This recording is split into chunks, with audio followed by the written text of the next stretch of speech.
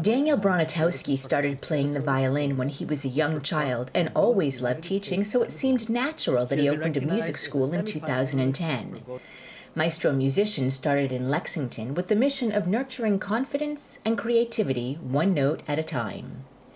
He decided it was time to open a second branch and thought Walpole would be a great location. Walpole School of Music, located at Union Congregation Church, was born. While his choice of location was spot on, his timing unfortunately wasn't. Yeah, so we were just primed to open right when this hit. I mean, we had the sign that was practically having the letters still wet, with ink.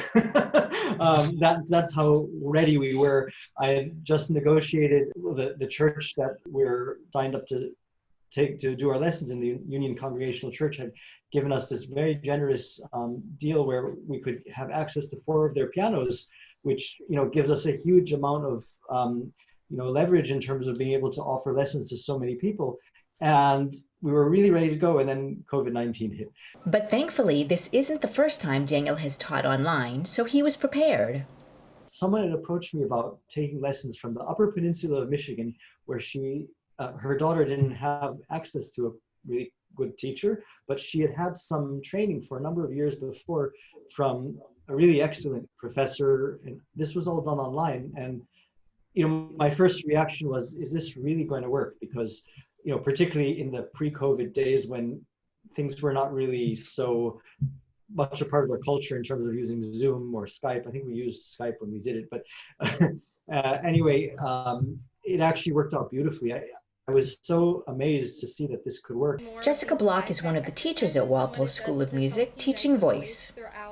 So I was a little nervous at first because so much, especially teaching voice, is really listening to what the voice is doing within that person's body. So, and I was very, very worried that over Zoom or some of these other platforms, it would be hard to hear and thus feel what my students were doing with their instrument.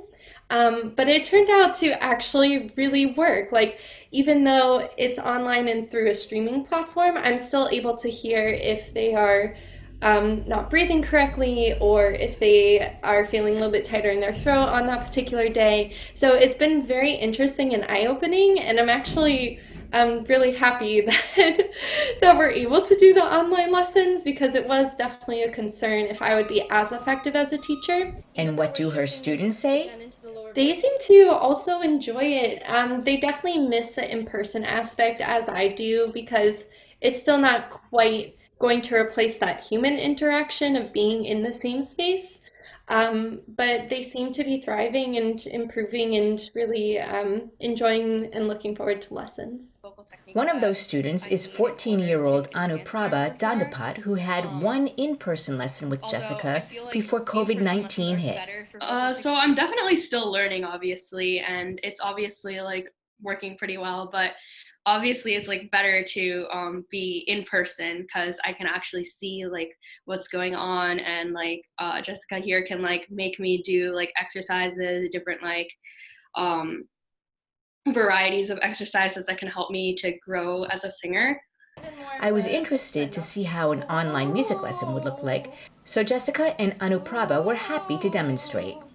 The biggest thing Anuprabha's been incorporating is breath and applying that breath to the technique. So we usually start, or how I like to usually start, is just speaking and practicing the pure vowels. So ni, ne, na, no, nu. Ni, ne, na, no, nu. Good! And then applied to pitch. Ne, na, no, nu. Good. Ni, ne, na, no, nu. Ni, ne, na, no, nu. And remember a little breath. Ne, na, no, nu.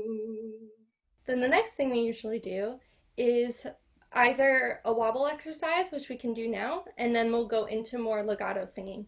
So the wobble is to kind of free up the larynx so that when you are going high and the larynx has to come forward, it feels freer to do that as opposed to rising and kind of giving you a more constricted feeling as you get higher in pitch.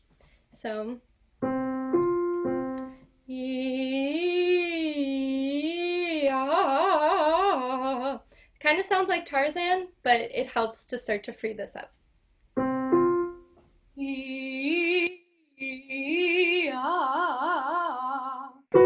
From the top.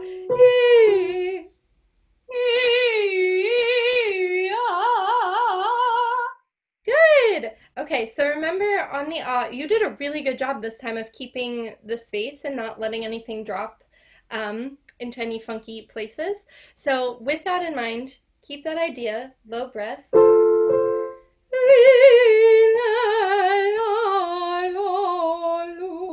And really sing through those L's.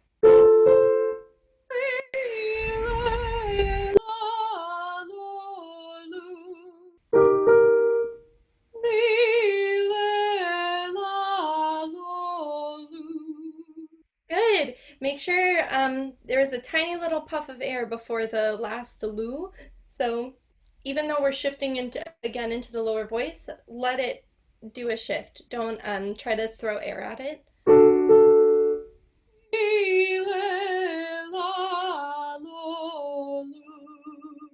But usually after those exercises, we start to move a little bit. So I'll bring you back down. Did we go over this one?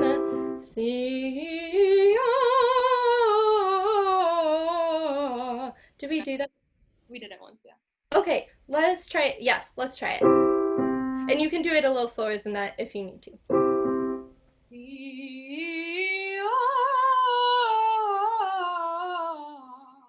Good. Try to feel that connection though, instead of going back the way you came down. Think of it as going out to a new place. Because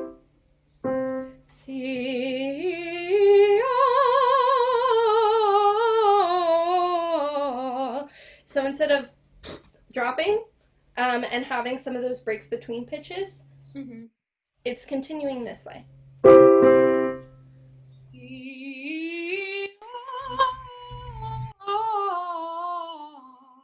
Yes, did you feel the difference? Yeah. The air just goes like in a different way. It just feels different now. Yeah. Good, good. Usually next we would start doing some shorter, like 5-note scales, 9-note scales. I've introduced Prabha to the 11-note, which we're just starting to work on. So let's start with the 5-note.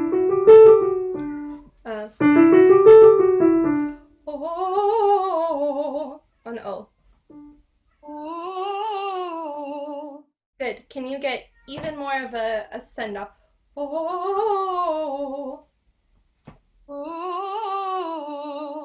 Good. Yeah. Yeah, your weight down is excellent. I just wanted to mimic the same, mimic's maybe not the right word, but I wanted to feel that same, it should feel like your slide again, but it's just slightly more articulated. And the way down, you're doing an excellent job. It's just the way up could, I'm being picky, like this is a great job, but it could just feel even more energized to get that like in the scale. Yeah. Jessica, what were you trying to focus on? So my focus is always listening to the student, really trying to use my ear to the best of my ability and say, okay, the biggest thing is, does it sound like their breath is moving and that's happening the way it should be? Because without the breath and without that coordination, it's really hard to get a lot of other things coordinated. So that's number one. So that's the very first thing I'm always listening to. Second thing is very much the legato and the connection, and if there's any extra musculature, squeezing, tension is the only thing that really combats the free flow of that air and the freeness of the sound. So that's my number two. And then more nitty gritty technical things like the springboard and how sometimes people will stop the sound a little bit to get to the next note or feel like they have to add anything extra rather than letting the voice just kind of do its thing. Um, so those I think are the main overarching bullet points. And Anuprabha, what were your takeaways? Basically, the onset offset whole situation where I need to breathe in after a phrase because it just, like makes it that much better. And also taking that nice slow breath because that's also a huge helper. And like it's really evident, like the difference when I take a low breath versus when I just take a breath like normal. And yeah, other things like sliding and thinking about things like Jessica said, not as a springboard but more of a slide. Trying to think of some other things. Yeah, the round vowels and making sure they're like very pure and not like dipping on the first part.